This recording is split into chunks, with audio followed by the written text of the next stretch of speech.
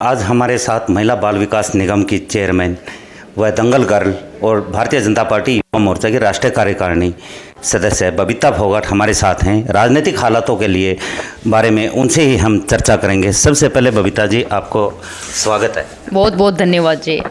सबसे पहले हम बात करेंगे फिलहाल आदमपुर उपचुनाव की। तो आदमपुर उपचुनाव को किस रूप में देखते हो कि कुलदीप बिश्नोई अभी नए भाजपा में शामिल हुए हैं, उससे पहले सोनाली भी रही है, तो ये चुनाव किस रूप में देखते? देखिए, ये चुनाव बहुत भव्य चुनाव है और कुलदीप बिश्नोई जी के जो बेटे हैं भव्य, तो मैं गांव में गई हूँ, लोगों से मिली हूँ, तो मुझे लगता है कि जो नाम उनका भव्य है तो जीत भी उनकी भव्य ही होगी। अगर बात ये करें कि जेजेपी शायद चुनाव प्रचार से थोड़ी दूरी बनाए हुए है, तो क्या? बिल्कुल भी नहीं। मैं 2-3 गांव में गई हूँ, वहाँ पे जेजेपी के कार्यकर्ता मिले भी हैं और जोर शोर के साथ लगे हुए भी हैं और जेजेपी के लीडर्स भी वहाँ पे लगे हुए हैं।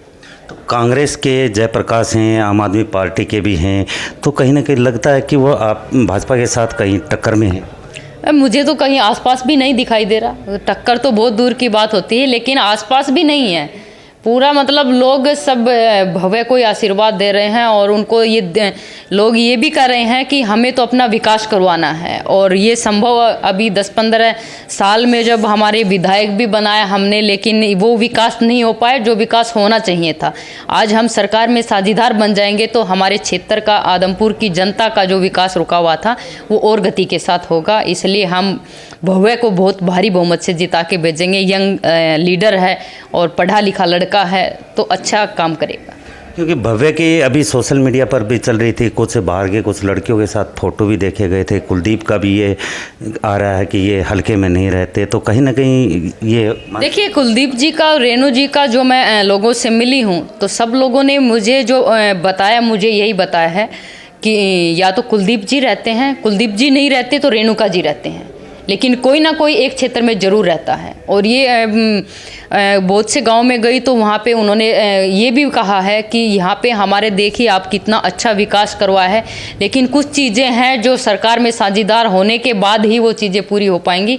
तो आज हम सरकार में साझीदार बनेंगे और भव्य को भारी बहुमत से जिताएंगे। अगर बात करें कि पिछले कुछ दिन पहले आप हिमाचल में चुनाव प्रचार के लिए गए थे, तो कहीं ना कहीं लगता है कि आप चरखी दादरी क्षेत्र को छोड़ के कहीं दूसरे स्थान से चुनाव लड़ने की तैयारी कर रहे हैं। देखिए, पार्टी ने जिम्मेवारी ऐसे तो सिर्फ हिमाचल में नहीं, मुझे तो पूरे देश में जिम्मेवारी दी है और मैं चरखी दादरी से चुनाव लड़ी हूँ।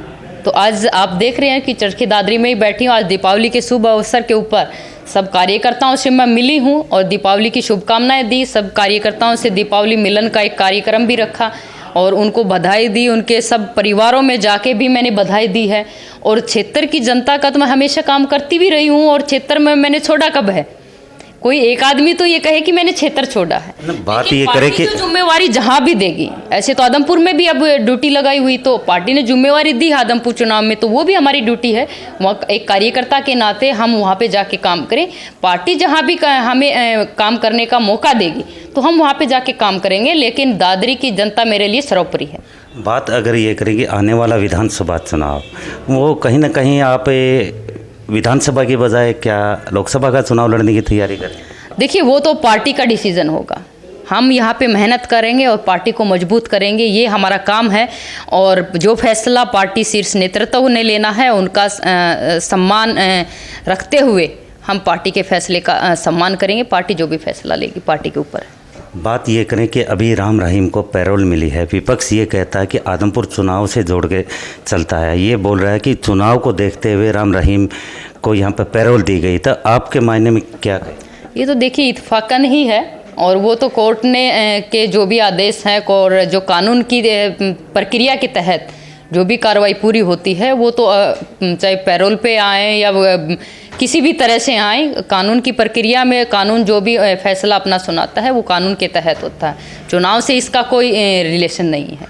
क्योंकि यहाँ पर राम रहीम बाहर आने के बाद में सत्संग करते हैं, राजनीतिक पार्टी के जो नेता हैं वो उनसे आशीर्वाद लेने यहाँ पर पहुँच रहे, जबकि वो एक हत्यारा है, दुष्कर्मी है, उसको जेल हुई। तो क्या वो तो देखिए लोगों को समझना चाहिए, जो लोग जिनका ये काम है ये उनको करना चाहिए और उनको सोचना चाहिए। इसमें हमारा, मुझे नहीं लगता कि उसमें हमारा कोई इंटरफेयर है।